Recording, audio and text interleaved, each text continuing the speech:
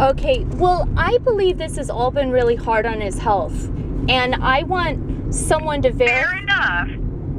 I have been hard on his health, but you've delayed the case by enabling him to not make that appointment with the doctor, and your opinion about whether it's necessary or not is wrong.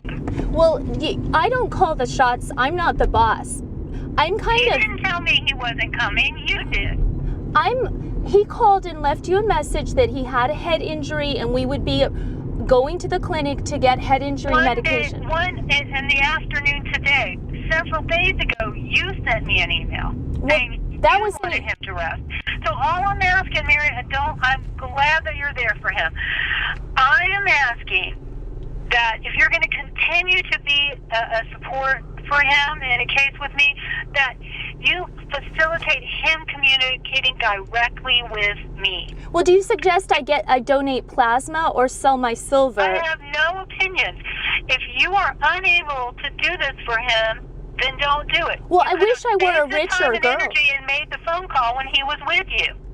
You didn't need to call me when he wasn't with you. You could have waited till he was with you and handed the phone to him. Well, he could have. So he's got. You're not. You asked me to verify the appointment. I verified it. I can't troubleshoot the fact that you've taken on the responsibility that may be too much for you economically. The man gets SSI.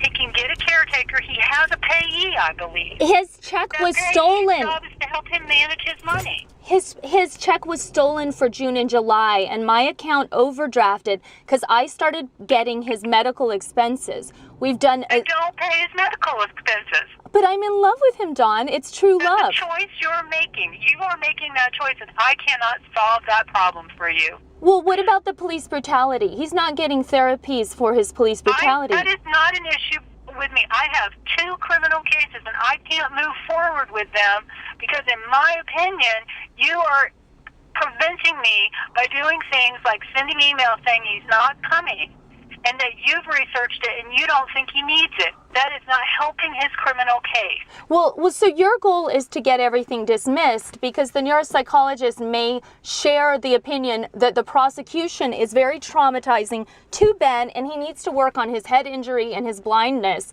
and his living skills. He needs to be able to aid and assist in his own defense, and I don't believe he's capable of doing that. But will that severely impact the rest of his life in terms of a civil proceeding against the Portland police? Because if I have no consult with a civil lawyer about that.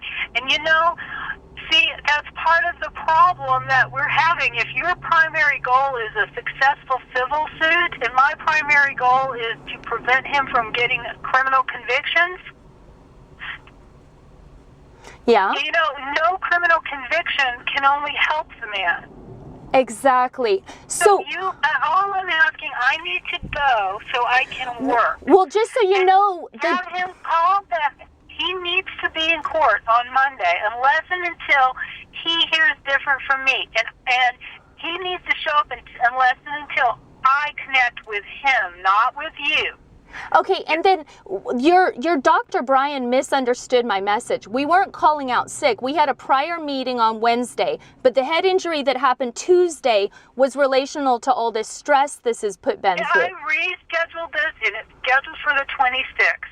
It was rescheduled at your request. Okay, so it's and if you're assisting him in prioritizing, you are misprioritizing. The most important thing to him should be focusing on resolving this case, not traveling, not other appointments. No, he's been doing so much better since he renewed his familial support.